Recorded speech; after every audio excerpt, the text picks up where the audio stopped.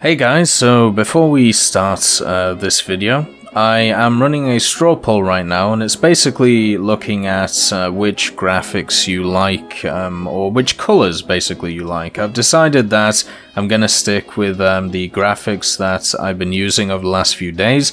I do like them. I understand the empty space issue that people have talked about. I will fill it, don't worry. And yes, the gameplay is a bit small, but I think that's fine, because the main focus should be on the pictures when I show them. The main thing I'm running into right now is the color palette, which colors should be used for it. And I do understand that if I decide that I use a radically different color to the profile picture that I have and the general channel background, then it may be worth changing them too. So this isn't just a decision to look at thumbnails and to look at other stuff, it's also a decision for the channel art and stuff like that. So what I'm going to do is show you what I've created, and there will be a straw poll in the comment section. It will be pinned, so all you have to do is click on that and it'll take you to a poll. You can click on the one you like, and yeah, just let me know what you think. So the first one is a black one with pattern.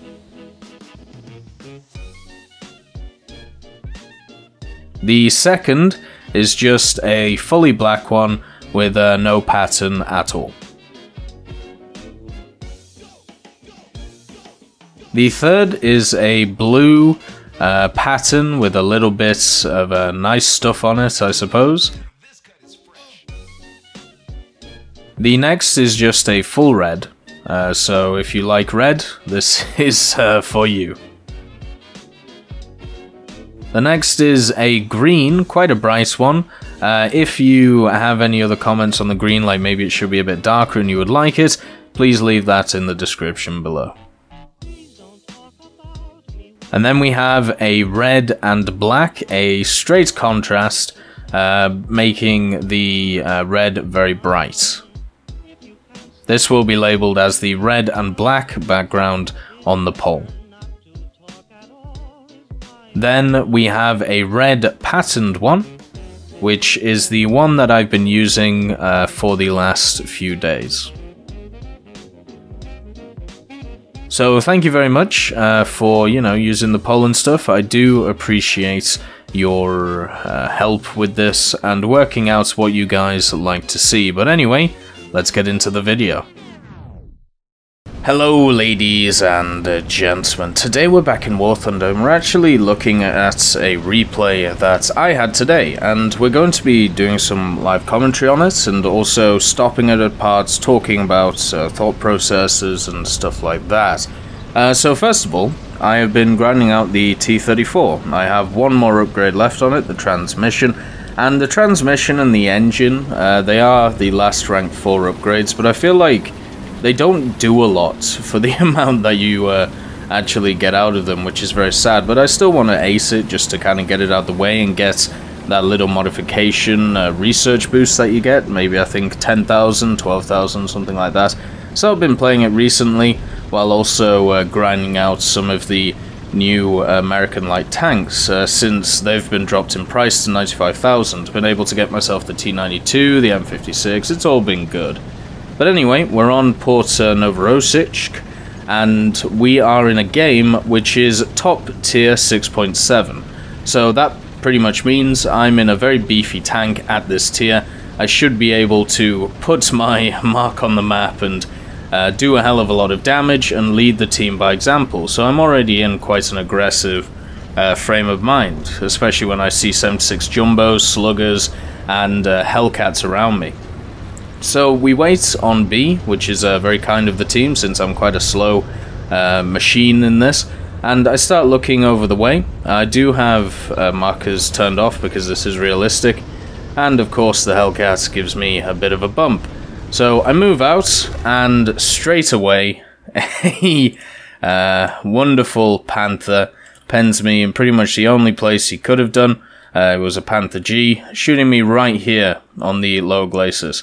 So my top tier tank is straight out of the match, which is a hell of a shame, because when you actually think about it, you know, I should have pretty much rocked this match's socks off. I should have been able to do a hell of a lot of work in this tank, but it was a really, really nice shot from him hitting the low glacis. This actually happened a few times in my time today in the T-34. But anyway, we get into the M19. So what do we do with an M19 at this level? Well, generally, my thought process right now is, well, it's so early on in the battle, you know, only 3 minutes in, we still haven't even captured all the points yet. What we should be doing is supporting the team instead of going after AA, maybe trying to create a distraction, maybe use ourselves as a target dummy while the rest of the medium tanks and heavy tanks and SPGs and all can actually do some damage. So I move forward with the M19 in once again an aggressive way. I mean, right now I've lost my top tier tank, the one I'm trying to grind with, so it's pretty much, you know, I'm just in a kind of an annoyed way, in a bad way, but not in a terrible mood, let's just say that. Now, right now, what do I see in front of me? This is where decisions make a massive difference. So if we just go to free camera, my whole team is stuck in this area here, and stuck pretty much back here, or this is where the FV405s are. So they are stuck trying to look at C, while also trading shots here. So in this position, one of the best things to do as an M19 is to actually lead the charge. Now this may sound very dodgy to some of you, but sometimes you have to set an example. You have to create a spark for your team to move forward with. Because generally what happens is people get stuck in their minds and they decide that they need to wait in specific places to try and fight from. But the information I know at this point, when I've got here, is I know all of my allies are here. I also know that I have 2 allies which have pushed all the way down here, right? Now, because these guys have pushed all the way down here, that means that there is no tanks here that are enemy. So I know as an M19, I'm free to go down here, I'm free to go down here, I'm free to follow the road, and that means there can't be much cover here, and there can't be much cover here, because these 2 tanks would have never got here in the first place. So instead of just waiting, like the rest of the team is doing, it is much better to play aggressively and show them, look, we can push through this, we can go, we can do this, and with an AA vehicle which has a little bit of speed behind it, you can do it, and therefore everybody else should be able to do it. So unfortunately the Bulldog gets taken out over here, meaning that that's a bit of an issue, but as I said, I know there's nobody down here. I also know there's nobody down here because the scent is here. And as you can see, because I was able to move up and because I was able to hug this wall, this creates a chain reaction. So they see me moving up, being able to push through. Here comes the rest of the team following me. It creates a wonderful reaction from the team. Now I know the TV is already here because he's the guy who shot me in the first place, and also the scent's been battling something. We can't stop though, we have to keep going because I knew if I stopped I would have died. So we just keep pushing, and look at the team. Look at what the team's done. They were all stuck in a position over here, pretty much getting stuck by one Panther tank. Look at them all. And now they've pushed up to C, because we made the ballsy move to push through to make sure that our team would have at least, you know, basically giving them a bit of gusto to go forward in just one of the smallest vehicles around. So we have a Panzer 470, there's also an SU there, going the wrong way. We get very lucky on this Panzer 470, hit him at the bottom, are able to kill his transmission and driver, and then we can just shoot him in the side and kill him. But look how far we've been able to go in 2 minutes. We've been able to go the whole of the map, because we saw a gap. We saw a gap in the defenses, which was pretty much the fact that nobody was covering this road and nobody was covering this road. And look at the team. Now they're pouring in.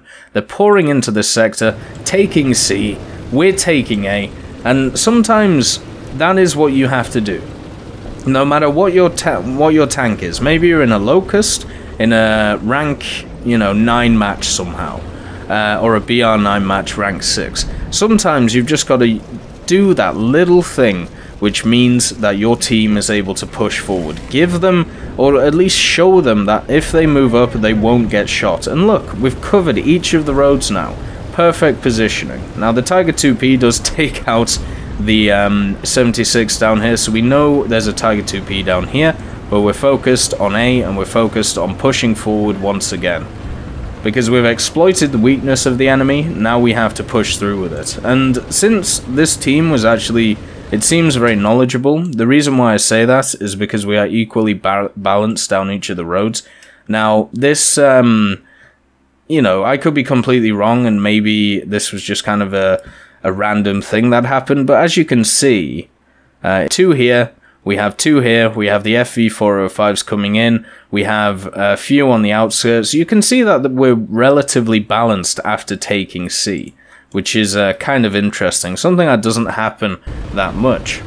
But at this point we could have consolidated, but once you see a weakness, you have to dive straight through it. See it as Blitzkrieg, see it as Operation Barbarossa, taking a dagger and pushing it through the enemy's spine to make sure he can't move.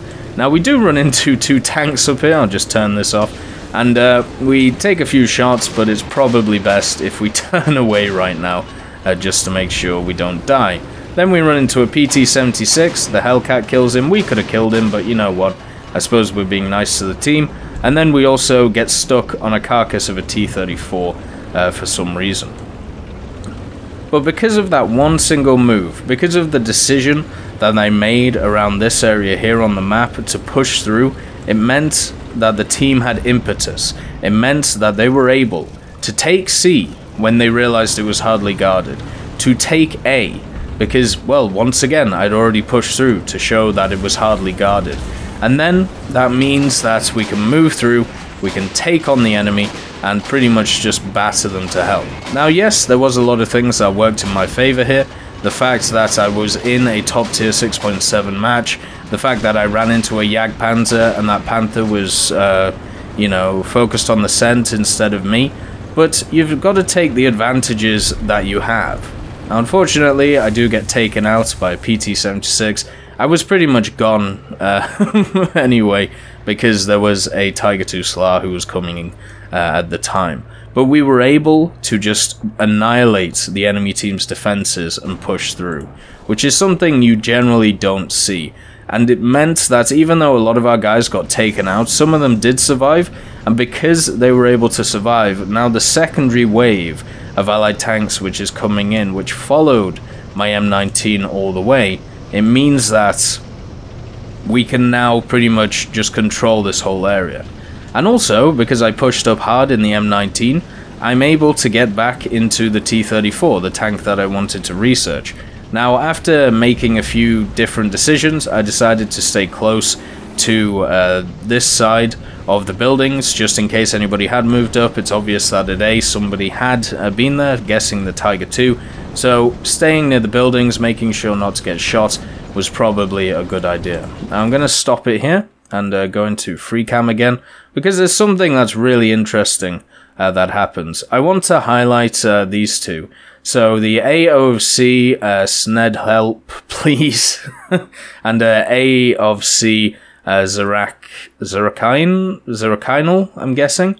These two are in FV4005s, the barns, and they're just going around, as you can see here, and just engaging targets at will in a really nice way. Now, a lot of people have brought up that with the AMX-13, what used to happen was they would run in pairs, because once one was reloading, the other one would cover it, and so on and so forth, because the reload was so long.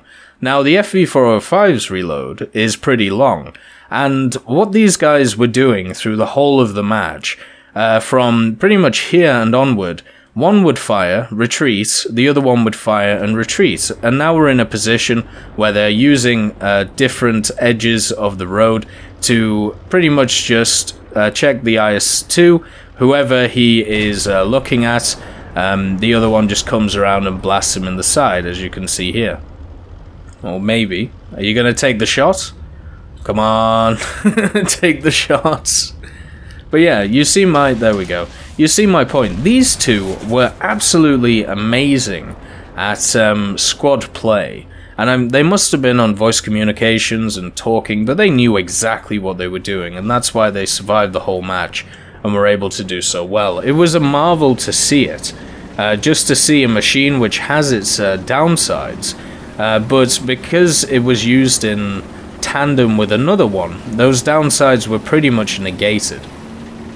So because these guys have been able to secure this flank, that means my T-34 can just move in without any issues. There's nothing down each of the roads, and the reason I know this is because, well, we had allies all over this place at this time.